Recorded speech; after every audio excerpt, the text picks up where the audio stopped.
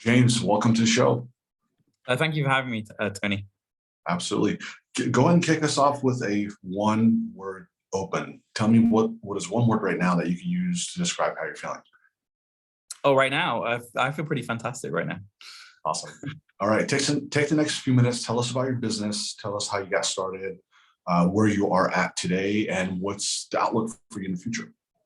Cognism is a B2B sales intelligence provider. So we provide contact data to help sales teams, B2B sales teams, to win new business and to find the next best business opportunity.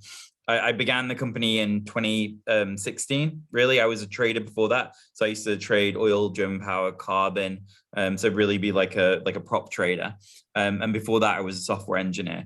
And we initially began as a fintech company, and then pivoted into the sales and marketing space. We've grown the company now to 37 million in terms of AR, annual recurring revenue. Last year we went from 11 to 22 million, and this year we've gone from 22 to 37 already, and aiming again for about 100% growth this year. What a fascinating story and what a wild ride that you're on. So this is really cool. Let's dive deeper into that. Tell us, what do you think that it's the top 3 things from your point of view that's helped this huge lift that you're kind of getting left and right, so to speak, and you're seeing a lot of growth? There's got to be, I know it's many things. There's probably 1,000 things that kind of combined help the growth. But what are the top 3 things in your opinion that's helped with this growth? I think a large part, right? Like a young company, especially like a first-time founder, you don't have a lot of knowledge. So a number one thing for me is mentorship. Having the right mentors has helped me avoid mistakes that would have killed the business, for sure. So having great mentors or people that are ahead of you in the journey, that's made a big difference for me. The second thing is having a real focus on sales capacity. So really, thinking more about sales capacity and the go-to-market engine versus the product. I think always are the same, right? Whenever you begin a new business, usually your product, your service is young. It sucks. Like, it's going to take time to get into a good place. And so that you need time to get the products in the right place. And to do that, you need sales. And even though you might be churning customers because your product or service isn't great at the beginning, the sales engine is actually the most important piece, because you can, as long as you can keep bringing customers in, you can keep bringing revenue in, you can keep growing. And so actually having a view on your sales capacity and making sure that it keeps growing as your product's getting better. I think you should look at it that way versus thinking about the product being perfect and then adding the sales team on. I think that's a really quick way to kill the company, is to look at the problem in the opposite way, right? Opposite way. I see. Can you share with us also what's the biggest problem that you fix for your clients, and that's what gets them in the door to come in? And then on the contrary, what is another big problem that you end up fixing for them that they had no idea it could be fixed just by simply doing business with you? I think the primary problem that we solve and that customers come to us for is contact data. So the actual contact details of the people they want to reach out to sell their product or service. So that's critical, like the mobile phone numbers, the email addresses of the people that they believe are their buyers. The problem that we can help them solve is really to help them find actually their most ideal buyers, their perfect buyers. So every business kind of has a vision of their buyer, which is probably quite an actual limited view of their buyer. But also the problem is, not just knowing the job title of the buyer, but knowing the intent of that buyer to buy at that moment in time for this week, right? So I've only got so much sales capacity. I've only got so many guys that can pick up the phone. I've only got so much money to spend on marketing to bring in the inbound leads. Where should that be focused? That's most likely, that's going to bring in deals that are most likely to close. So we can help solve that problem so that you actually get, your sales teams are working on the most responsive, most likely to close deals.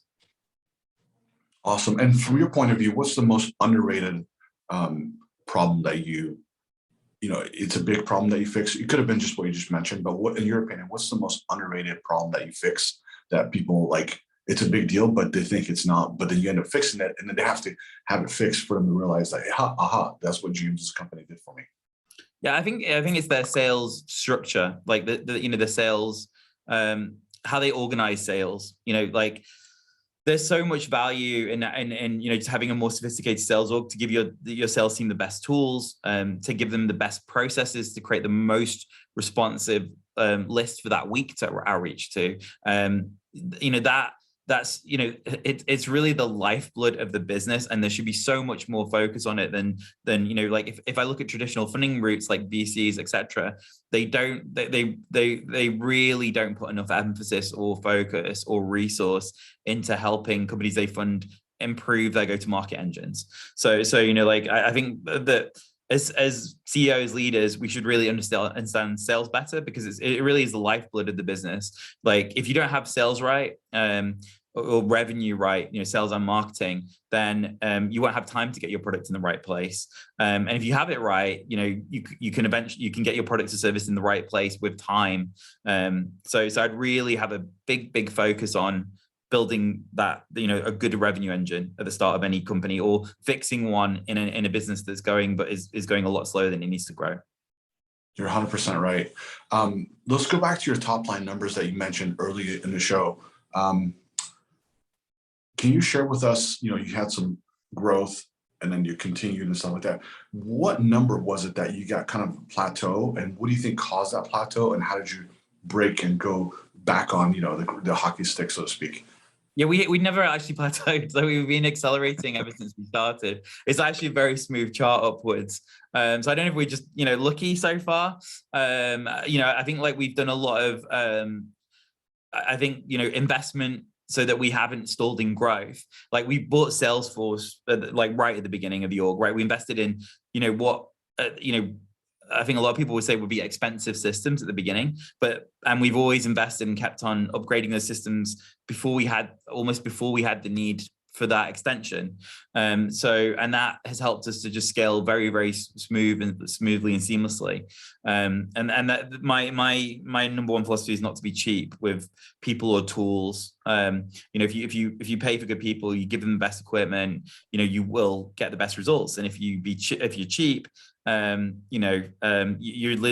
literally shooting yourself in the foot, and you're going to stall the growth of your company. And that's been my experience, and that's been my experience investing in other companies and working with other businesses. Like it pays to invest in your people, invest in the tools that they use. Well said. Those were some solid gems. I appreciate you sharing that with me. Thank you. Of course. So here we are at the end. Can you give out your website address? That way people who are listening, if they want to find out for more information, they'll know how to find you.